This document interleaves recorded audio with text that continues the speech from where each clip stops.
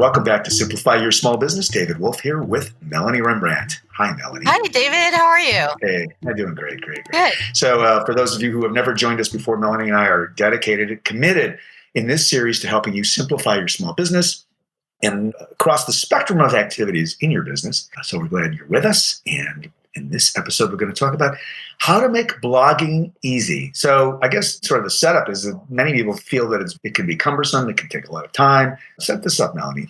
Yes. Most people, they start a blog and they get all excited about it. And then they have one blog there and it's on their site and they don't write anymore and it becomes 2 years old. But I want to tell you that blogging is a great way to communicate with your customers, and it gives you a unique advantage that your competitors can't touch. And I wanted to do this podcast because blogging does not have to be a pain. It can be very easy.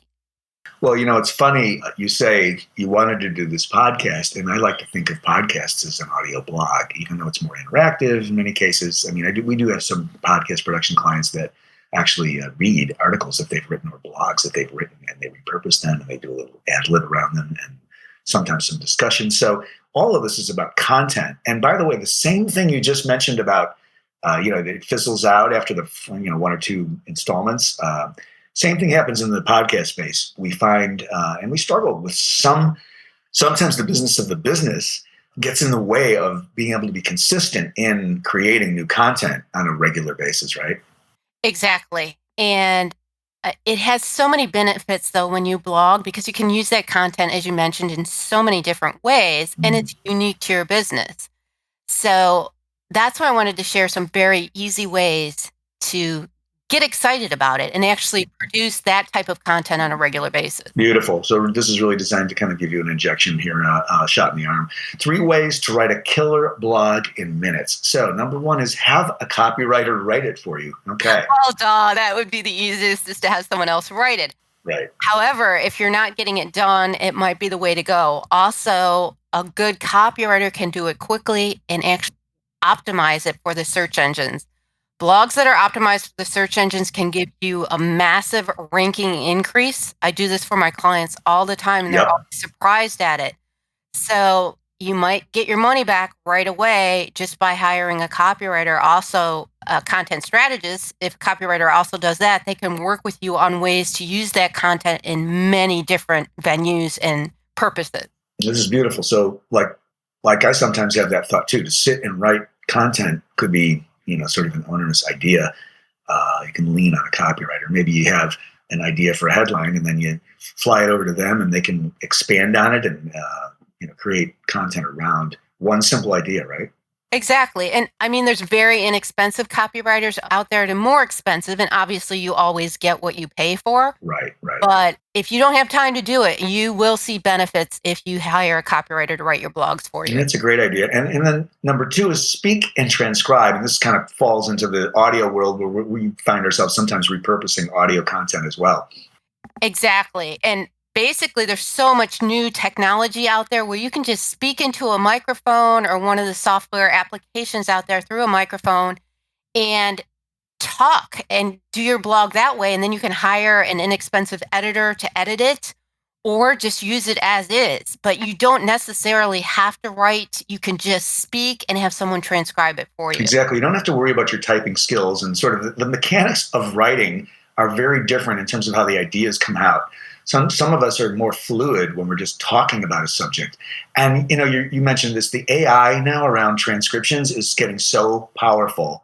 There are programs we use that integrate audio and text. So you can literally edit audio from the text or edit the text from the audio, and they run in parallel. There's a tool called Descript that's very powerful. And there's several others out there that are not expensive, and they deliver really pretty accurate AI transcriptions, right? Exactly. So, if you totally put blogging on the back end, there are new technologies out there that can make it easy. Now, number 3 is a little curious as I read it. Don't write it as a blog. So what do we mean here? Well, you have to think of the bigger picture. A blog can actually turn into your next book. If you organize it accordingly, you can think of each blog as a chapter in your book. And then when you get finished, boom, you have an ebook or an actual print book that you can create. Same with your marketing materials. You can use your blog, in newsletters, online articles, letters that are sent out to customers. So don't just think of it as a blog. Think of it as part of your overall marketing and also a potential book. Yeah, that's beautiful. Just think of it more broadly and more strategically rather than, oh, I just have to write this isolated article and then release it. It may have a lot of repurpose opportunities there for you and your business. And you had some other thinking about how to take advantage of blogs here that we want to share with you. Yes. Blogs are basically a way to get out your unique content that no one else can touch. Competitors can't use it, and media members love to see this unique information. So do customers. They want to hear about, the personal insights from the company, not just about products and services, but, what's going on, what's interesting and entertaining.